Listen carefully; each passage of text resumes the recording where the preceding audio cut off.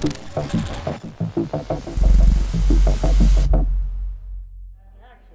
it's Matt Stevenson with Threat Vector. We're at RSA, and for once, I've got him on the other side of the camera. Dare I say, the Spike Lee of the security industry. David Spark, right now, you've got the CISO series going on. It's going very well. This is the CISO series is the site CISOseries.com, where is the home of predominantly the CISO Security Vendor Relationship podcast and for Defense in Depth. I first met you at Black Hat years ago, and you are practically omnipresent in the security industry. You go to the big events, you've got podcast things going on. You have a unique view on this industry. What are you seeing right now? We are moving to an area where cloud is now fully accepted. Huge companies are moving their entire data centers into the cloud. When you're talking to CISOs, what are the things that they are interested in, nervous about, excited about? That's a kind of a catch-all right there. I think that all CISOs are a little stressed out. We've been talking a lot actually lately about this whole CISO burnout factor, for that matter.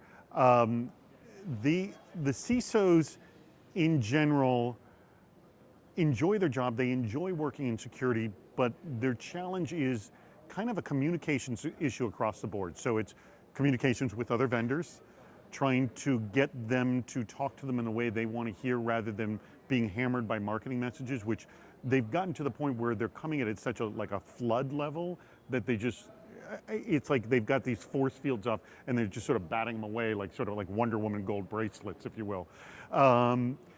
The other issue is they're dealing with the communications within their own organization. Some CISOs have spectacular relationships with their legal team and other departments where there's a complete understanding of the value that they're bringing to the organization, and there's others that are struggling, you know.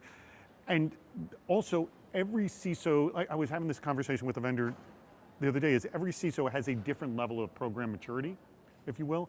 And if you are a vendor and you need to know where your product exists on the program maturity curve, it's really, really critical, because if you start to pitch a CISO on something and it's way ahead of them on where they are in the program maturity, they're not going to listen to you. So more of a situation of, this is where we exist on the program maturity curve. If you are thinking about this now, let's talk. If not, when you get there, I would love to chat with you. Would 6 months, a year from now, when would that be? So answering that very big question, those are some bullet points, I would say. In sports, we're seeing an interesting thing right now where high-profile agents are being hired as general managers for elite franchises, the Lakers, the Warriors. The Oakland Raiders actually just hired Mike Florio from Pro Football Talk. They're bringing a member of the media to be their GM.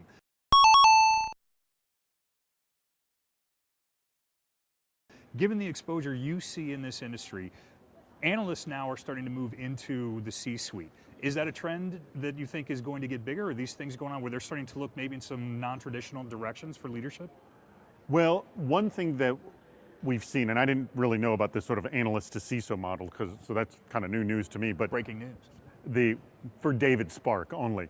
But the model that we've seen is there's the CISO who started as a practitioner and learns the business, and there's the CISO who knows the business and is more on the business end rather than a practitioner, and yet they sort of rely on their team of practitioners to be the ones that are securing it.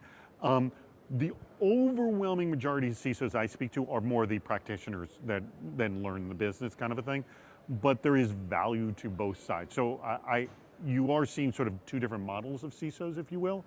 I guess three with the analyst model as well.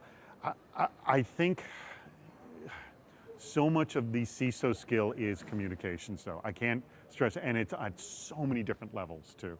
Communications with vendors, communications with their own team, communications with the C-suite, communications with the whole business. I mean, you got, and not only that, it's communications of something most people don't really want to friggin' hear about. And they just don't.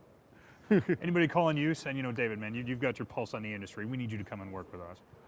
Not that specifically, but what I get is because what I have an immense amount of second-degree knowledge here, a huge amount of it. I have interviewed so many CISOs that I have this sort of meta-knowledge of lots and lots of CISOs of what they keep saying and what they're concerned about and what their issues are.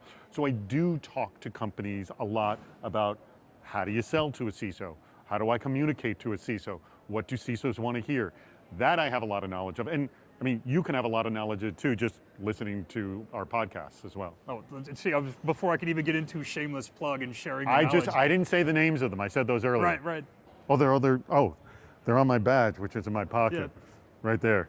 There it Those is. two things. I don't know if that's in focus at all. Elite production value right there. Well, hey, since we're in the shameless plug section, you are omnipresent anywhere and everywhere. People looking for you, where do they go? I would just go to CISOseries.com. That's probably your best bet on finding it, and I would just subscribe to the podcast there, CISO Security Vendor Relationship Podcast or Defense in Depth, but you can find those on whatever podcast catching app you use. There we go. And for all the good information that you're looking for, make sure that you come check us out. We are at BlackBerry and at Cylance Inc. on Twitter. You can find us both on LinkedIn as well as Facebook. My name is Matt Stevenson. You can find me at PacMatt73. The website is threatvector.cylance.com. That's where our podcasts are located as well. But make sure you check theirs out. Stick around.